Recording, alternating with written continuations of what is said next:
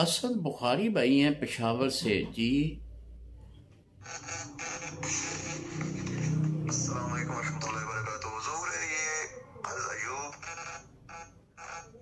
علیہ السلام کی جو روایت عالم سناتے ہیں کہ ان کے جسم میں کیڑے پڑ گئے، اس کے بارے میں آپ کیا کہتے ہیں؟ صحیح ہے غلط ہے؟ کسی کو سمجھانا ہو تو کس طرح مطلب سمجھائیں؟ کیا حوالہ شوال ہے کوئی؟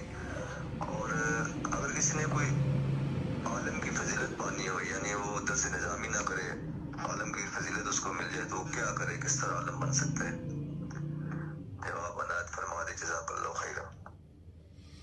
السلام علیکم رحمۃ اللہ وبرکاتہ۔ اسد بخاری بھائی آپ نے دو سوال کیے۔ پہلا سوال سیدنا ایوب علیہ السلام کے بارے میں ہے کہ کہتے ہیں کہ ان کے جسم میں کیڑے پڑ گئے تھے، تو اس کے بارے میں آپ نے پوچھا ہے۔ یہ بس من گھڑت لوگوں نے لکھا ہے، اور میں نے ایک دفعہ قصص الانبیاء میں بھی اس کو پڑھا تھا، دیگر کتب میں جو واعظین لکھتے ہیں نا انہوں نے لکھا ہے، لیکن بالکل یہ جھوٹ ہے، ایسا نہیں ہے۔ اللہ تعالیٰ کی ذات جو ہے وہ اپنے نبیوں کے جسم کی اس قدر حفاظت فرماتا ہے کہ زمین مٹی جو ہے، مٹی بھی ان کے جسم کو نہیں کھاتی انبیاء کرام کے۔ یہ حدیث موجود ہے حضور علیہ السلام کی، مٹی جو ہے وہ جسم کو نہیں کھاتی۔ تو یہ کہہ دینا کہ آپ کے جسم کے اندر کیڑے پڑ گئے تھے، بالکل جھوٹی روایت ہے، ایسی کوئی روایت نہیں ہے۔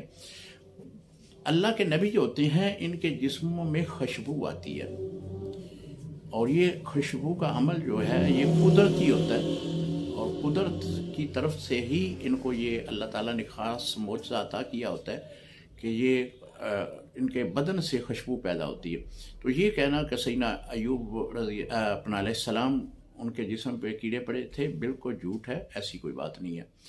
درس نظامی کرنے سے بندہ عالم بنتا ہے، اور اگر کسی نے درس نظامی نہیں کیا لیکن اسے فقہ پہ عبور ہے، حدیث پہ عبور ہے، قرآن کی تفسیر پہ عبور ہے، تو وہ اپنے اس علم کی بنا پہ لوگوں کو اس علم کا فیض بھی دے رہا ہے، پہنچا رہا ہے، لوگوں کو راہ راست پہ لا رہا ہے، تو انشاءاللہ اللہ تعالیٰ اس کو بھی قیامت کے دن عالم میں ہی اٹھائے گا۔ السلام علیکم ورحمۃ اللہ وبرکاتہ۔